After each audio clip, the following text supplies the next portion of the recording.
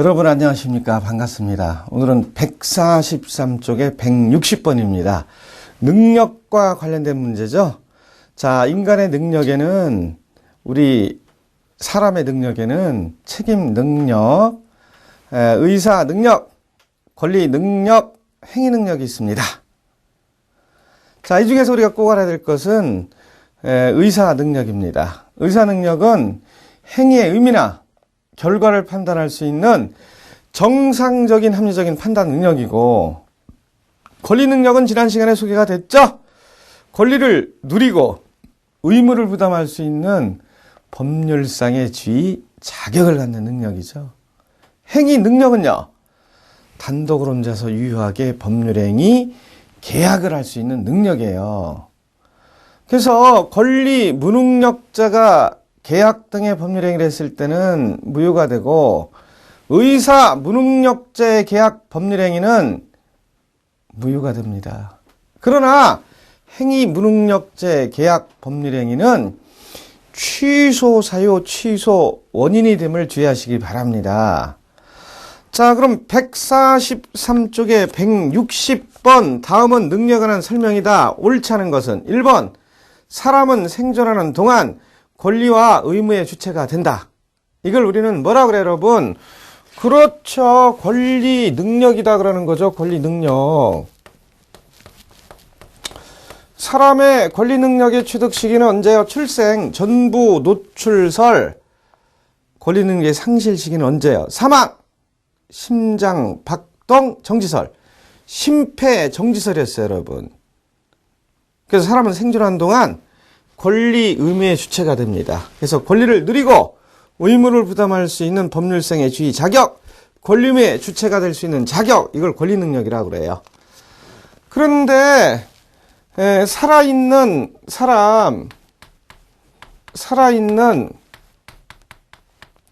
모든 사람, 이거는 권리 능력이 있는 거예요. 따라서 광인, 정신 이상인 분 있죠? 권리 능력이 없다 그러면 틀리는 거예요. 치매에 걸린 분, 권리 능력이 없다 그러면 틀리는 거예요. 살아있는 모든 사람은 권리 능력이 있는 겁니다.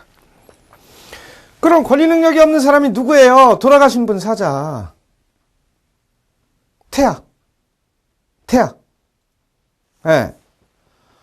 자, 권리 능력이 뭐예요? 권리를 누리고 의무를 부담하는 법률상의 지위, 자격을 갖는 능력. 권리의 주체가 될 수 있는 능력. 살아있는 모든 사람은 있어요. 그런데 권리 능력이 없는 사람도 있다니까? 그런 분을 우리 뭐라고 그래요? 권리 무능력자다. 권리 무능력자다. 살아있는 모든 사람은 권리 능력이 있는데 권리 능력이 없는 분도 있어요. 그럼 권리 무능력자인데 누구 얘기하는 거예요? 누구? 사자. 돌아가신 분. 갑이라는 사람이 계약 법률행위를 하려고 그래요. 갑 소유의 토지를 갖다가 매매 계약을 하려고 그래요. 그런데 을이라는 사람이 계약할 테니까 12시 반에 만나재. 어디에서? 산속에서. 갔더니 입에 피 흘리고 나오셨네? 뭐 입고? 소복 입고. 그런 분은 무효입니다. 무효. 너 누구야? 누구? 태아. 아니, 계약하자고 전화가 왔어. 근데 기다리래. 왜? 엄마 뱃속에 있대. 그리고 노래를 불러. 무슨 노래? 아직도 어두운 밤인가 봐. 이건 무효예요. 무효. 그래서 권리 능력이라는 것은 권리를 누리고 의무를 부담할 수 있는 법률상의 지위, 자격을 갖는 사람이에요. 그 다음에 의사 능력, 이런 것도 있어요.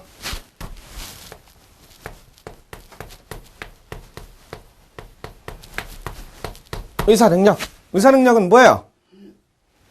행위의 의미나 결과를 판단할 수 있는 정상적인 합리적인 판단 능력. 근데 그 판단 능력이 없어요. 그럼 우리는 뭐라고 해야 돼? 의사 무능력자다 그래야지. 의사 무능력자다. 그러면 누구 얘기하는 거예요, 누구? 그렇죠. 만취자. 누구 얘기하는 거예요? 식물인간. 식물인간. 식물인간. 식물인간. 치매에 걸린 분. 치매에 걸린 분. 치매에 걸린 분. 또 누구야? 광인. 광인. 광인. 광인. 또 누구야? 에? 그렇죠. 누구야, 누구. 아니, 계약하자고 나오셨는데 계속 웃기만 하더라고. 누구야, 누구? 아다다. 아다다와 계약하면 뭐야? 아다다와 계약하면 무효. 무효. 법률용어로 뭐라고 하셔야 돼? 의사 무능력죄 법률행위 무효. 의사 무능력죄 계약 무효. 무효. 또 뭐가 있을까, 여러분? 에? 뭐가 있을까? 그렇죠. 강박의 정도, 협박의 정도, 요게 심해서 강박의 정도가 심하여 의사 결정의 자유를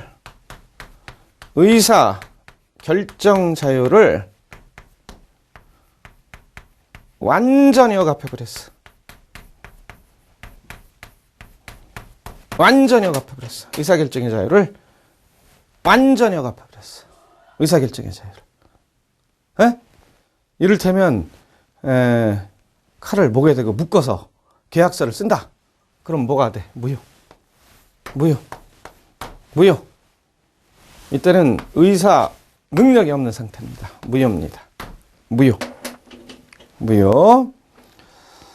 따라서 160번, 143쪽에 160번에 1번 맞고 2번 법정 대리인이 범위를 정하여 처분을 허락한 재산은 미성년자가 임의로 처분할 수 있다. 맞죠? 이거 뭐 얘기하는 거? 용돈, 용돈.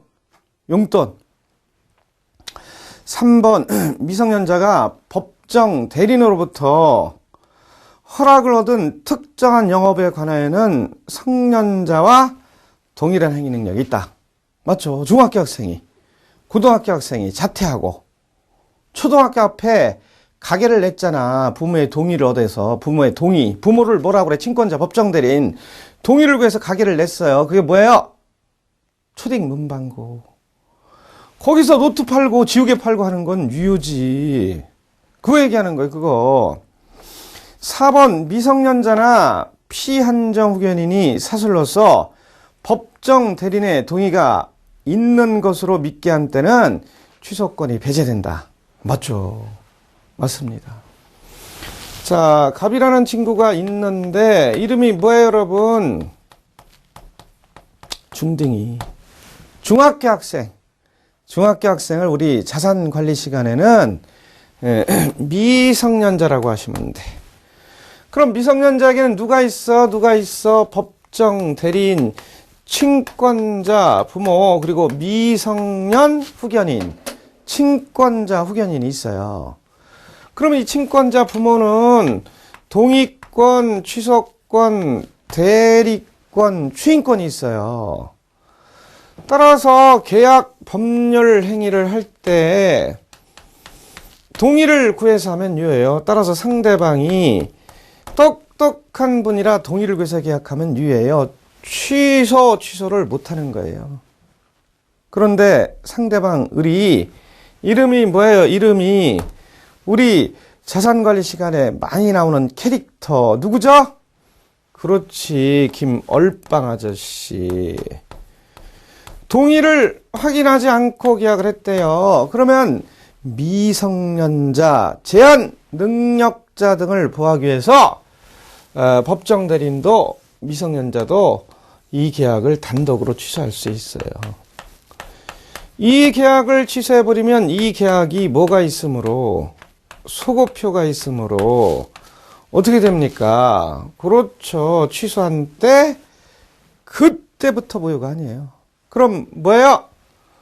계약 당시 처음부터 무효지. 계약 당시 처음부터 무효예요. 따라서 컴을 갖다가 100만 원의 계약을 하고 계약금 10만 원을 줬다는 거예요. 5만 원 줬다 그럴까? 5만 원? 5만 원. 5만 원. 예? 엄마 아빠의 동의 없이.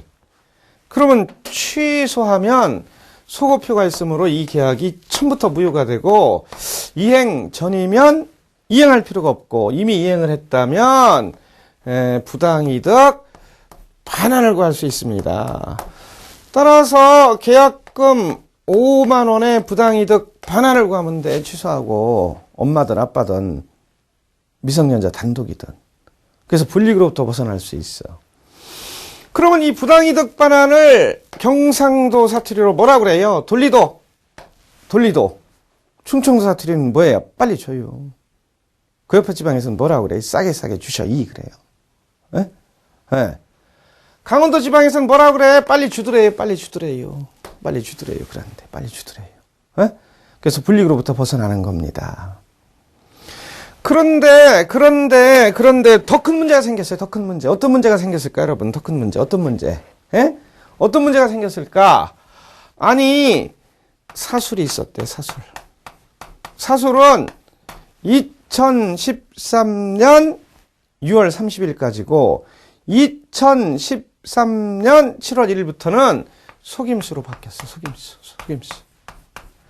속임수가 있었대. 뭐예요? 이분이 기몰빵이 아니라 똑똑한 분이에요. 그래서 어떻게 했어? 너 중학교 학생이지? 까봐. 그랬어, 까봐. 뭘 까봐? 주민등록증. 그랬더니 주민등록증을 갖다가 이미 위조를 해왔대요. 그거 보고 계약한 거래. 이때는 취소할 수 없다는 거예요. 부당이득 반환을 구할 수 없다는 거예요. 상대방도 보호를 해주라는 거예요. 상대방도 보호를 해주라는 거예요. 상대방도. 그 다음에는 너 학생이지? 그랬더니 맞는데요 하더라고. 그럼 엄마 아빠의 동의를 구해 오너라 그랬더니 요번에는 동의서를 위조해왔더라고. 그럼 이것을 우리는 적극적 속임수라고 그래. 적극적 속임수. 이거에 대해서는 취소하지 못합니다. 그러나 소극적 사술, 소극적 속임수는 취소할 수 있어요. 그건 뭐야? 너 학생이지? 아닌데요? 그래, 좋아, 계약해. 이건 취소할 수 있습니다. 소극적 사술은 취소할 수 있고 적극적 속임수는 취소하지 못하고 이 계약이 그대로 유효가 된다. 그거 주의하시기 바랍니다. 따라서 160번의 4번은 맞는 거예요. 5번 피성년 160번의 5번입니다. 피성년 후견인의 법률행위는 당연 무효이다. 틀렸죠? 틀렸지. 자, 권리능력, 의사능력 하셨어요. 그럼 요번에는 우리 행위능력을 생각해 봅니다. 행위능력이라는 것은 단독으로 혼자서 유효하게 법률행위, 계약을 할 수 있는 능력이에요. 그런데 단독으로 혼자서 유효하게 법률행위, 계약을 할 수 있는 능력, 행위능력이 없어요. 그럼 전에는 행위, 무능력자 그랬었죠. 언제까지? 2013년 6월 30일까지. 근데 우리 지난 시간에 한 적 있죠? 2013년 7월 1일부터는 제한 능력자로 바뀌었습니다, 여러분. 그리고 또 누가 있었어요? 그렇죠. 요거는 미성년자가 있었죠. 전에는 이것이 만 20세 미만의 자였었는데 이것이 만 19세 미만으로 바뀌었습니다. 그래서 2013년 7월 1일부터는 만 19세 미만이다 하셔야 되거든요. 그 다음에 또 누가 있었어요? 한정치산자. 근데 한정치산자는 뭐로 바뀌었어요? 그렇죠. 피한정 후견인. 요거로 바뀌었어요. 피한정 후견인. 요거로 바뀌었습니다. 금치산자는 뭐로 바뀌었죠, 여러분? 금치산자. 우리 지난 시간에 했었죠? 자, 행위 무능력자, 제한 능력제, 빅3 뭐가 있어요? 종전, 개정 전에는 금치산자라고 했는데 언제까지? 2013년 6월 30일까지. 2013년 7월 1일부터는 뭐로 한 거예요? 뭐로 바뀐 거예요? 피성년 후견인. 피성년 후견인. 요거로 바뀐 거예요, 여러분. 그런데 전에 이런 분들한테는 누가 있었다는 거예요? 누가 있었어요? 누가 있었어요, 여러분? 법정 대리인이 있었지, 법정 대리인. 자, 제가 전에 법과대학을 강의할 때 1학년 2학기 중간고사에 법정 대리인을 설명하시오. 이렇게 현문제 주관식으로 낸 적이 있는데, 변호사! 이렇게 써놓고 나간 학생이 있었다니까? 공부 안 한 학생이죠? 법정 대리는 친권자, 부모를 얘기하는 거예요. 누구한테? 미성년자한테. 미성년자한테. 부모가 왔을 때는 전에는 후견이었는데 요번에 2013년 7월 1일부터는 미성년 후견으로 바뀌었어요, 여러분. 자, 그러면 이때 이런 분들한테도 역시 법정 대리인이 있죠. 그리고 미성년자는 친권자 미성년 후견인이고, 네? 이런 분들한테는 역시 후견인이 존재하는데 후견인이 대대적으로 개정이 됐어요. 그래서 성년 후견인, 한정 후견인, 특정 후견인, 임의 후견인 이런 네 가지 종류가 있는데 우리가 우선 알아야 것은 한정 후견인, 성년 후견인 이런 것이 있는데 전에는 가족들만 했었어요. 근데 이번에는 가족들뿐만 아니라 누가 할 수 있다는 거예요? 변호사, 법무사, 또 누구예요? 세무사, 그 다음에 사회복지사, 사회복지 공무원 이런 분들이 할 수 있습니다. 그리고 법인도 할 수 있고 법인은 후견 감독인이 돼요. 만약에 사회복지 공무원이다 그러면 지방자치단체장 이런 식으로 법인도 후견인이 돼서 전에는 이분들의 권리를 완전히 뭐하는 거예요? 이분들의 권리를 완전히 박탈하는 제도였어요, 여러분. 권리를 완전히 박탈하는 제도였어요. 그런데 이번에는 권리를 박탈하는 게 아니라 보호를 해서 간단한 의식주 같은 것은 법정 대리인의 동의 없이 했다 하더라도 취소하지 못하고 그대로 유효가 되는 것이죠. 그래서 우리 개정된 부분을 간단히 확인을 했고, 이 법정 대리인이 동의권이 있는데 동의를 구하지 않고 계약 법률행위하면 무효가 아니라 취소 사유, 취소 원인이죠. 여기는 취소 사유, 취소 원인이죠. 따라서 160번에 5번 피성년 후견인의 법률행위 중에서 제일로 쉬운 건 계약이죠. 당연 무효이다 하면 틀려요. 취소 사유, 취소 원인이다. 이게 맞아요. 그래서 143쪽 중간 부분에 참고 박스 안에 개정된 민법 소개가 되고 있어요. 그거 한번 확인해 보시고, 자, 이어서 144쪽에 161번으로 넘어가십니다. 다음 중 증인이 필요 없는 유언 방식은 나와 있어요. 자, 유언 방식은 뭐가 있을까요, 여러분? 자, 유언은 여러분들이 일반 상식으로도 알아두는 게 좋은데, 유언의 방식은 뭐가 있을까요, 여러분? 유언의 방식은요. 자, 유언의 방식은 첫 번째 자필 증세한 유언의 방식이 있죠? 자필 증세한 유언의 방식. 자필로 유언을 하더라도 방식을 갖춰야 돼요. 방식을 안 갖추면 무효가 됩니다. 수백억이 왔다리 갔다리 하는 경우도 있어요, 여러분. 연세대학 같은 경우 소송까지 했어요. 그래서 방식을 갖춰야 돼. 따라서 가족끼리의 단순한 유언은 가족끼리의 유언이지 이 유언의 방식을 갖추지 않았으면 무효가 될 수도 있는 겁니다, 여러분. 또 뭐가 있어요?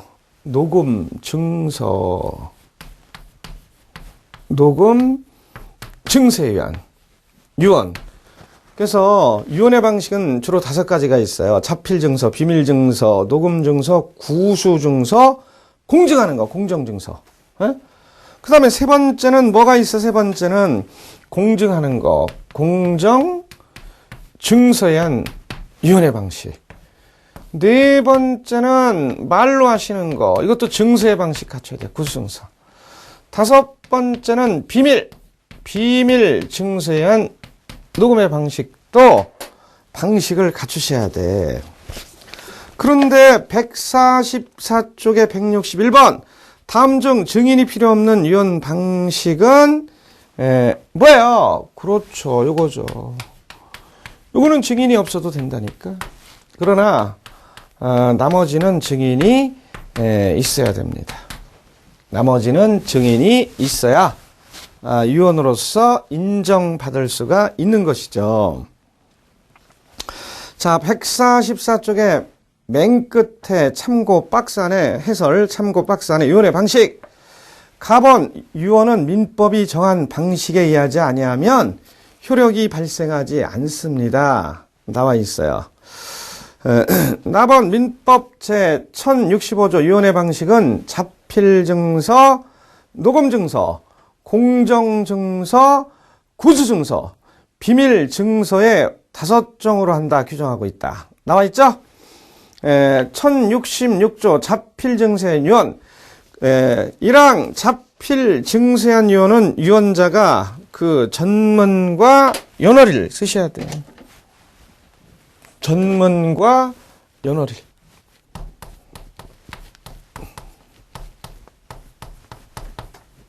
전문과 연월일 쓰셔야 돼. 또 뭐나 있어요? 주소, 성명을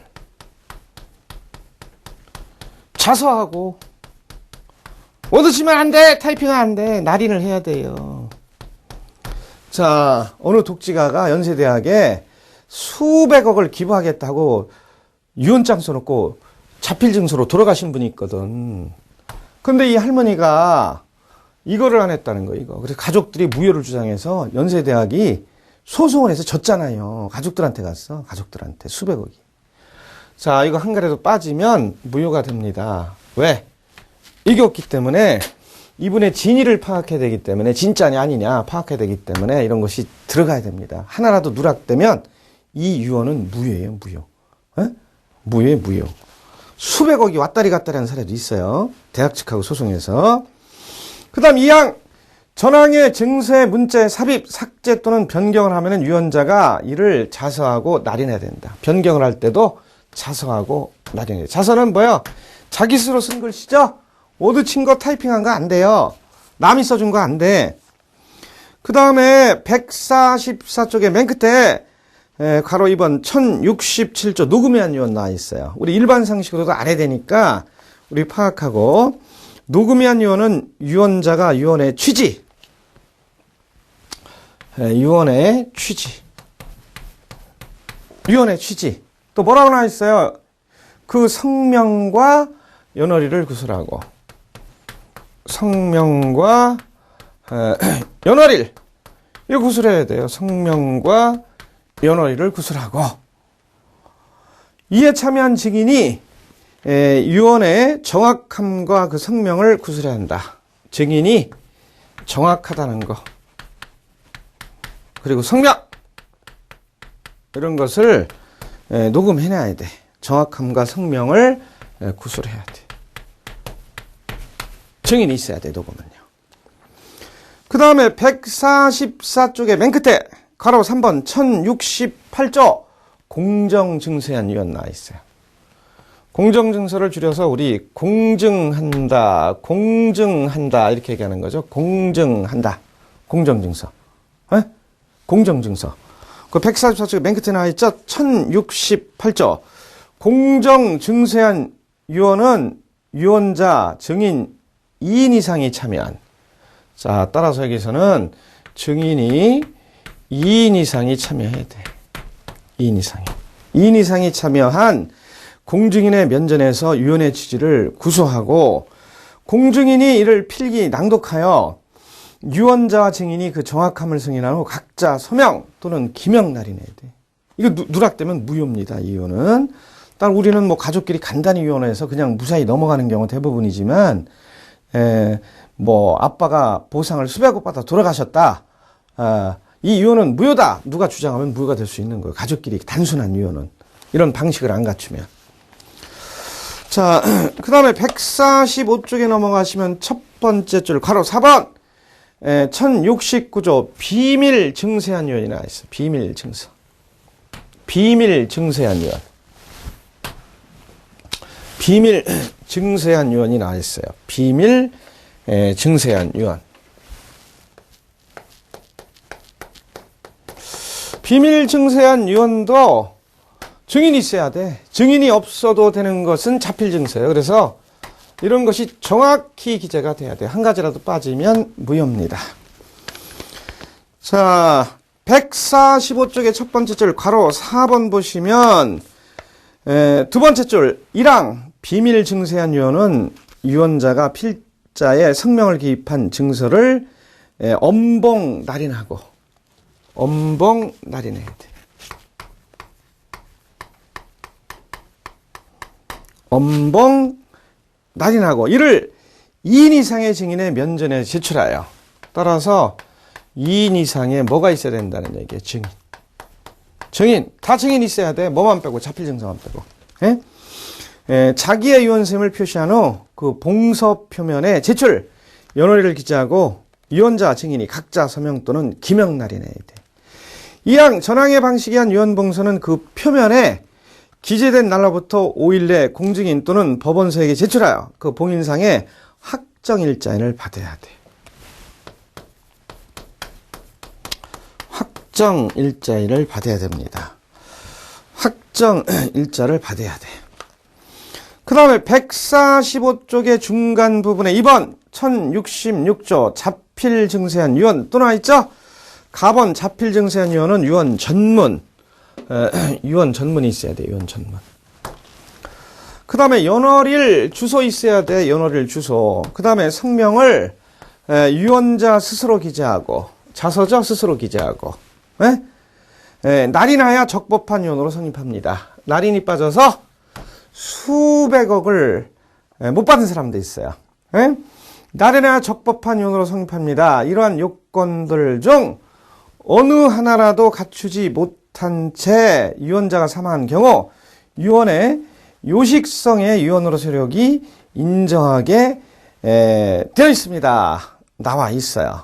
그래서 우리 간단히 확인을 했어요. 자, 그럼 요거와 관련해서 우리 실제사항을 간단히 확인을 해볼까요? 실제사항을. 자, 갑이라는 사람이 있는데 마돈나 할머니예요. 마돈나가 뭐 하시는 분이야? 마음씨 착하고 돈 많은 나이른 여자. 약 500억대 재산을 갖고 있대. 그런데 돌아가시기 바로 전에 사물함에 자필 증서로 유언장을 작성하신 거예요. 이분이 가족들이 없대. 즉 자녀가 없고요. 아들, 딸이 없고 손주가 없고 남편이 없는 거예요. 할머니인데 혼자 멋지게 사신 거예요. 맥도날드 할머니도 있었죠? 말년이 아주 노후 준비가 안 돼서 비참하게 돌아가신 분도 있어요. 우리 자산관리통해서 말년을 잘 재무 설계를 해야 돼. 자, 그런데 이분이 유언장에다 돌아가시기 바로 전에 연세가 많으시니까 자필 증세한 유언으로 내 전재산을 연세대학에 주겠다 하셨거든. 그렇게 돌아가시고 그 유언장을 보니까 연세대학에 전재산을 기부하겠다 이렇게 됐는데 아들, 딸, 손주, 남편은 없지만 동생들이나 사촌 동생이 상속권이 있잖아.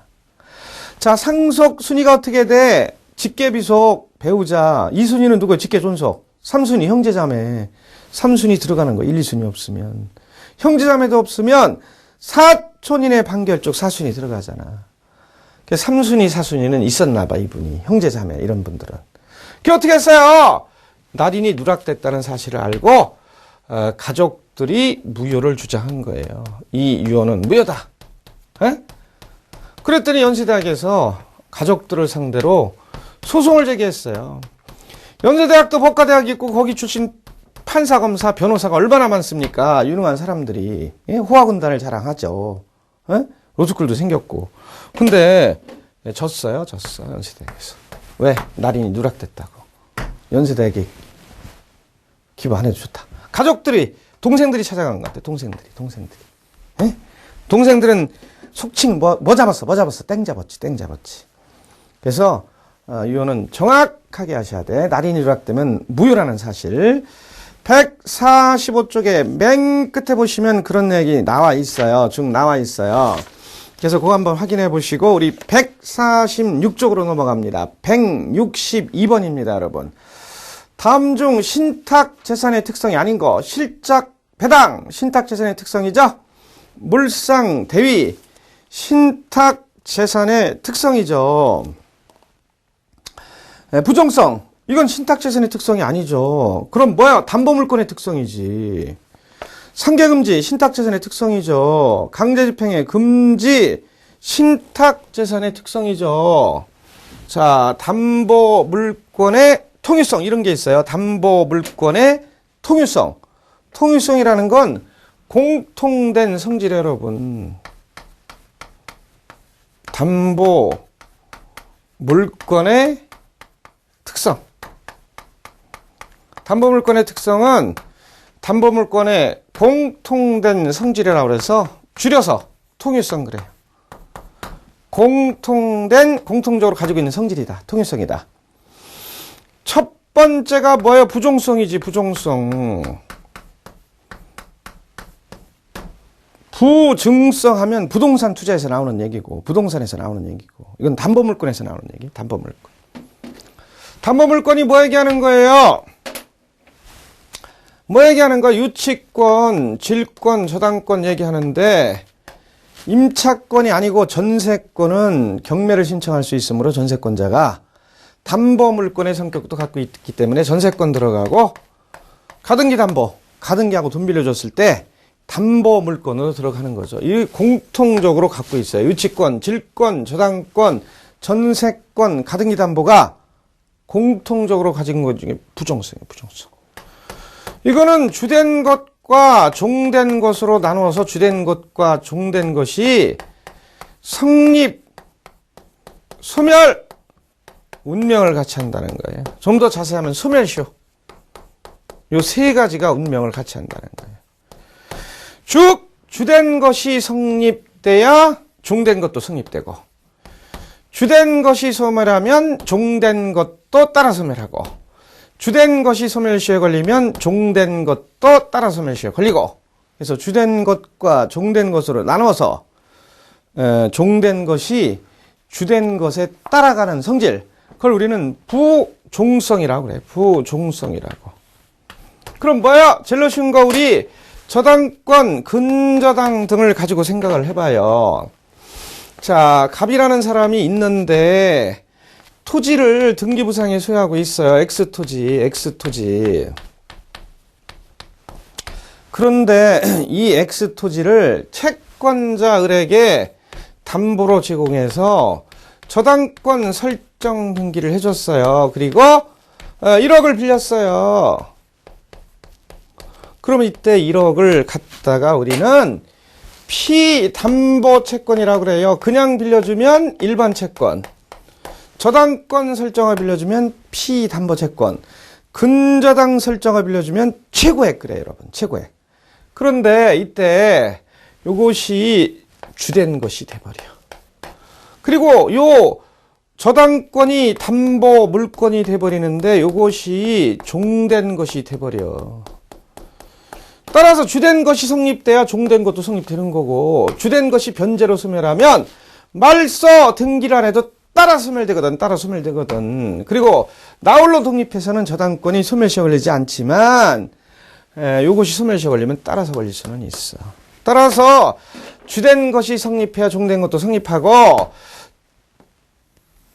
주된 것이 소멸시 걸리면 종된 것도 따라 소멸시가 걸리고, 주된 것이 소멸되면 종된 것도 말 쏟은 게 안 해도 따라서 소멸돼요. 이런 것을 우리는 부종성이라고 그래요, 여러분. 부종성.